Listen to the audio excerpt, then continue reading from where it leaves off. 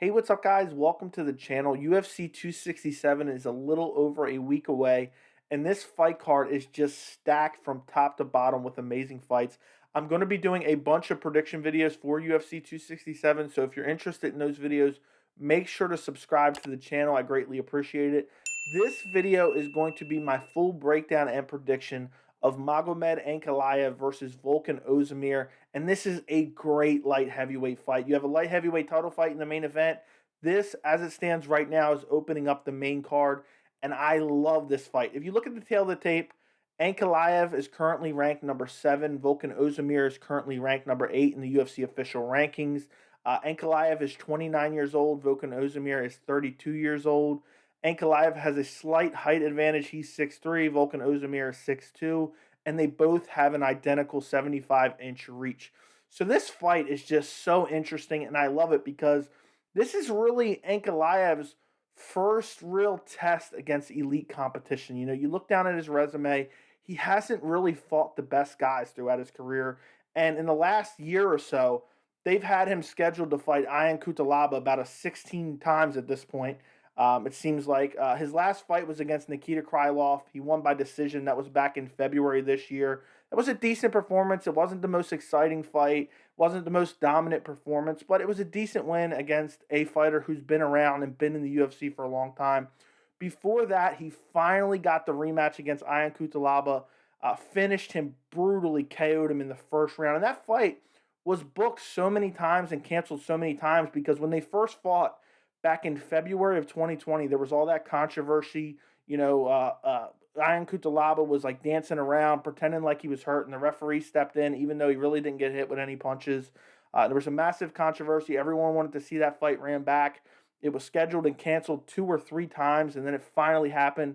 And a lot of people thought Ian Cutelaba was going to win that fight. I thought Ian Cutelaba was going to win that fight, but boy, was I wrong. And I've overestimated Ian Cutelaba's skill level. But Ankalaev went out there and just destroyed him in the first round. And then after that, the win over Nikita Krylov. So he doesn't have the best names on his resume. Other than those two guys, there's really nobody that's super notable on his resume other than Paul Craig when he made his UFC debut back in 2018. So he hasn't even been in the UFC that long, 3 years. He was submitted by Paul Craig, but after that, he has not lost a fight since losing to submission by Paul Craig. Now, you look at Volkan Oezdemir, and, I know he has a lot of losses on his record, and he is 2-4 in his last 6 fights, and that sounds terrible. But there could be an alternate universe, and this is a bit of a stretch, but I just want to kind of give you guys a preview of how good Volkan Oezdemir is. There is an alternate universe where Volkan Oezdemir could be champion and be undefeated, and that's a bit of a stretch and a bit of an exaggeration, but I'll explain it to you in a minute. His last fight was on Fight Island at UFC 251 against Yuri Prochazka. Yuri Prochazka was making his debut. Look where Yuri Prochazka is now.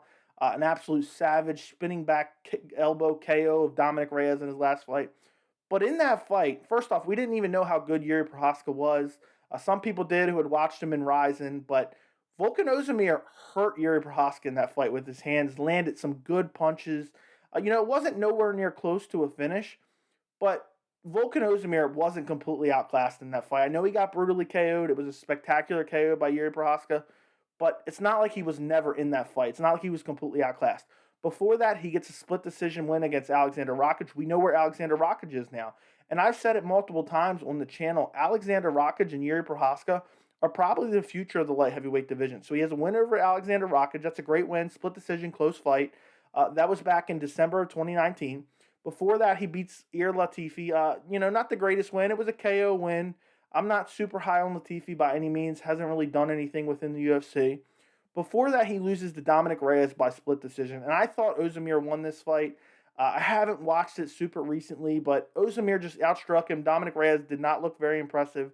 And, I know a lot of people are high on Dominic Reyes now after, I know he's on a bit of a losing streak, but after the performance against John Jones and the level of competition that he's fought, I still think Dominic Reyes is an elite fighter. So to lose to him in a fight that you probably didn't lose, it was a split decision loss, not the worst, name to have on your record as a loss. Before that, he loses to Anthony Smith. And he lost to Anthony Smith in the third round by rear naked choke. And I'm going to get to this in a minute, but basically Volkan Oezdemir was winning the fight. He ran out of gas. Anthony Smith took him down and submitted him. That's the story of the fight. Before that, he fought Daniel Cormier for the light heavyweight title. This was right after Daniel Cormier lost to John Jones by head kick KO, but John Jones tested positive for something. They stripped Jones of the belt, gave Daniel Cormier back the undisputed belt, and he fought Volkan Oezdemir. In this fight, Daniel Cormier, eventually took him down, beat him up on the ground, TKO'd him. I think it was in the second round. But people forget, Oezdemir looked very, very good in that first round. He was shrugging off takedowns from DC. He was doing well in the clinch. And, he started to fade and he lost again. And Daniel Cormier started to take over the fight and was able to take him down and beat him up. So again, it was the gas tank there. He looked very good in that first round. Before that, brutal KO of Jimmy Manuwa, brutal KO of Misha Cirkunov. And before that, his first fight in the UFC had a split decision win over OSP. So look at the level of competition that Volkan Oezdemir has fought within his UFC career. I mean, Daniel Cormier, Anthony Smith, Dominic Reyes, Alexander Rakic, Yuri Prochazka. That is an amazing resume for a light heavyweight fighter. I mean, all great names. I know a lot of them are losses, but all great names. And every single fight he was competitive in. There's not one fight where you can say he was not competitive in. Again, hurt Yuri Prochazka, was doing very well in the early rounds against DC, doing very well in the early rounds against Anthony Smith. The Dominic Reyes fight, he could have won. I went over it, I just went over it, but I'm not going to go over it again. All those fights against elite level competition, he was very competitive in. But now let's start actually getting into the prediction. Volkan Oezdemir has always had a problem with his cardio. And I don't know if it's something that he's addressed. Now he's had some serious time off. He's not fought since July of 2020. And maybe he's addressed it in this camp. I don't know.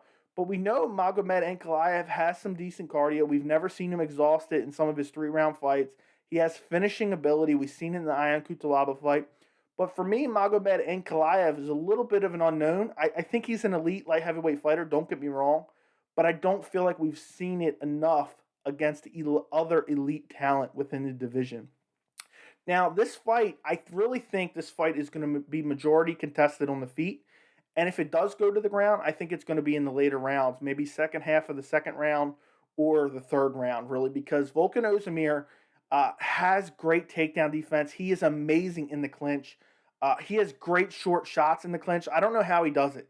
He has great power within the clinch with these short little dirty boxing shots. I think that's what began the finish against Jimmy Manuwa. I'm not 100% sure if that was that fight or Misha Cirkunov.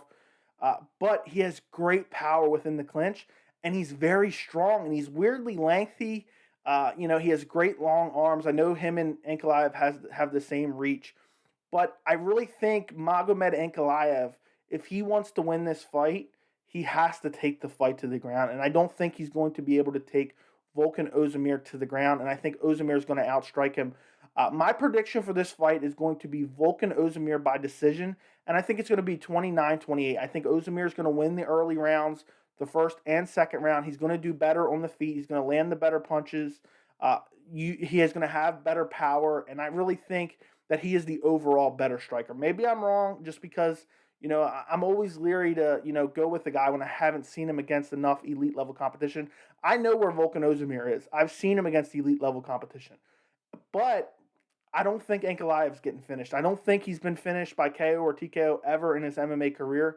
And I don't think Oezdemir is going to be the guy to finish him. Maybe he is, maybe he isn't, but I think he's going to outstrike him, win 2 rounds. The third round, I think Oezdemir is going to start to fade, and maybe this is where Ankalaev can win the fight. If he can get him down in that third round, maybe submit him. I don't know if he has the submission skills really to submit Volkan Oezdemir, but maybe he can. But if not, maybe he can finish him with some ground and pound. Ankalaev has some great ground and pound. We've seen that again in the Ion Cutelaba fight. Hurt him, then just destroyed him on the ground. One of the most brutal knockouts I've seen. But I just think the fight is going to be contested on the feet. Oezdemir has great takedown defense when he's not gassed out. He's great in the clinch when he's not gassed out. I think he's better than Nikita Krylov, and Nikita Krylov held his own in the clinch against Ankalaev, held his own when stuffing the takedowns. So when you look at that, I just feel like Ankalaev is not going to be able to get him down in the first and second round. And, maybe the third round, but that's not going to be enough. I mean, Oezdemir is not a guy that is easily finished. I know he was brutally KO'd by Yuri Prochazka, but look at Yuri Prochazka. Other than that, I don't think he's ever been KO'd, at least not in the UFC. No, he's never been KO'd another time other than the Yuri Prohaska fight. And he's fighting guys like Dominic Reyes, Anthony Smith, DC, who knocked out the heavyweight champion. So I just don't think Oezdemir's chin is so bad that, Ankalaev is going to be able to put him out on the ground. And I just think that, maybe the cardio issue has been addressed for Oezdemir. I feel like a lot of people are going to be picking Ankalaev in this fight. I almost picked him. I was really thinking back and forth, and it was really the lack of body of work from Ankalaev. I mean, the best win, Ion Cutelaba. I don't think too highly of Ion Cutelaba. So for me, that's not super impressive. And Oezdemir has fought this long list. He was competitive in all of them, and I just think his chin is still there. He took a long time off after the KO loss to Yuri Prohaska, and I really think he's going to get this done. And maybe, just maybe, he might be able to finish Ankalaev TKO or KO in the first and second round. He has very, very heavy hands. I don't think so. Ankalaev's not known to have a bad chin. He took some good shots from Ion Cutelaba in their fights, and I don't think he's going to go down easy either. So I really think it's going to go to decision. So I just have Oezdemir winning the first 2 rounds, third round probably going to Ankalaev. But if Volkan Oezdemir can keep his pace, not get too crazy, too wild, looking for the finish and gas himself out, I think he could win all 3 rounds. I think he's overall the better fighter. Again, if I'm proven wrong, I'm proven wrong. But right now, this is just the way I see it. I think he's the better striker.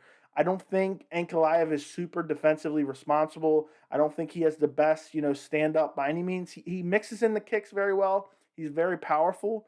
But again, Oezdemir has a great chin. We've seen him fight some of the best guys in the world at 205 and not be put out. Alexander Rakic, DC. And I know the Yuri Prohaska again, but Yuri Prohaska is just a different animal. And Volkan Oezdemir was just amazing in that fight. He hurt Yuri Prohaska bad in that fight, almost sat him down. So, all these fights he was competitive in, and I believe that he beats Magomed Ankalaev at UFC 267, and I cannot wait for this fight. No matter what, I think this is, two elite 205ers fighting each other in a very important light heavyweight fight. In the rankings, it makes sense, number 7 versus number 8. Also, they're both, in their prime. Everyone says the prime is about 28 years old to 35, somewhere around there. Both guys are kind of in that range right now. And I think this can be a very competitive fight. I'm not saying, that Oezdemir is going to go out there and blow the doors off Ankalaev. I just think he just has enough to get it done in this fight and make his way back to that title contention. The division is a little bit clogged up right now. You have, Glover and Yan on this card in the main event. And then you have Yuri Prohaska is the backup, and then Alexander Rakic is right behind him. So we pretty much know the next 2 guys fighting for the light heavyweight title. But if Volkan Oezdemir can get a big win here, he's 1 or 2 fights away. Maybe he can get that Alexander Rakic fight or that Anthony Smith rematch. Both those guys would be rematches for him, but he's already beat Alexander Rakic, and he was winning the Anthony Smith fight before he gassed himself out. So I would love to see those matchups. This is a big win for either guy, no matter who pulls it off, and I can't wait for this fight.